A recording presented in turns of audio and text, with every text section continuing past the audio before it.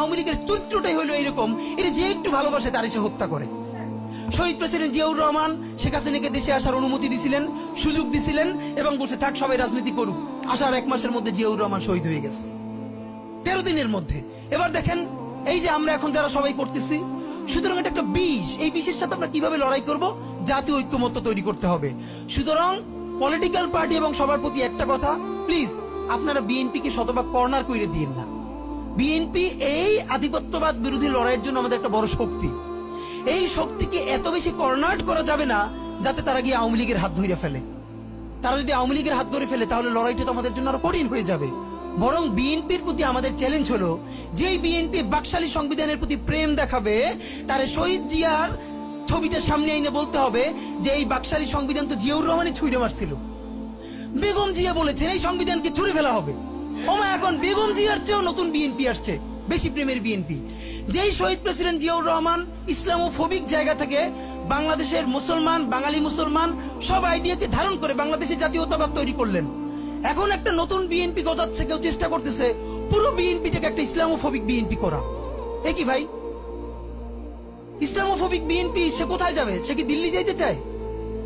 আমরা আমাদের প্রথম চ্যালেঞ্জ হলো স্বাধীনতা সার্বভৌমত্ব রক্ষার স্বার্থে এই বিএনপিকে শহীদ জিয়ার কাছেই রাখতে হবে, এই বিএনপিকে বেগম জিয়ার কাছেই রাখতে হবে। নাম্বার 2, আমাদের সামনের নির্বাচনে ম্যান্ডেট কি হবে এইটা সুস্পষ্ট। জুলাই সনদের ভিত্তিতে যদি নির্বাচন না হয়, এই নির্বাচন আপনারা চাইলে করেন, আমরা কেউ ভোট দিতে যাব না। নাম্বার 3, সেই নির্বাচনের পরে সংসদের ম্যান্ডেট কি হবে?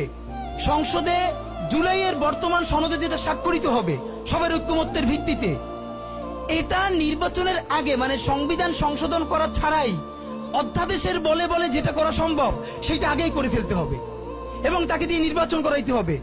এবং আমাদের বিএনপির বন্ধুরা বলছেন 2 বছর সময় নিয়ে তারা সংসদে এইগুলো পাশ করাবেন। 2 বছর চলবে না, সর্বোচ্চ সময় 6 মাস। সংসদের প্রথম 6 মাসের মধ্যে জুলাই সনদের সমস্ত কথাগুলো সংবিধান ইনকর্পোরেট করতে হবে। যদি পারেন নতুন সংবিধান করতে হবে, নতুন সংবিধান করতে না পারলে এইটার মধ্যে ইনকর্পোরেট করতে হবে। রাজনৈতিক বিভাজনের ফাঁকে একমাত্র সমস্ত সুবিধা নেবে ফ্যাসিবাদ, ফ্যাসিবাদের শক্তি এবং আওয়ামী লীগ। আমরা আমাদের জীবন থাকতে বাংলাদেশের মাটিতে ভারতীয় আধিপত্যবাদ থেকে শুরু করে আর কোনো বিদেশি আধিপত্যবাদ, হাসিনা এবং ফ্যাসিবাদকে মেনে নিব না। এবং আমরা যদি শহীদ হয়ে যাই, আমাদের সন্তানেরা লড়বে, তার সন্তানেরা লড়বে। কিয়ামত পর্যন্ত বাংলাদেশ নামক জমিন যতদিন বেঁচে থাকবে ততদিন পর্যন্ত আজাদির সন্তানেরা লড়াই করবেই করবে। ইনকিলাব জিন্দাবাদ।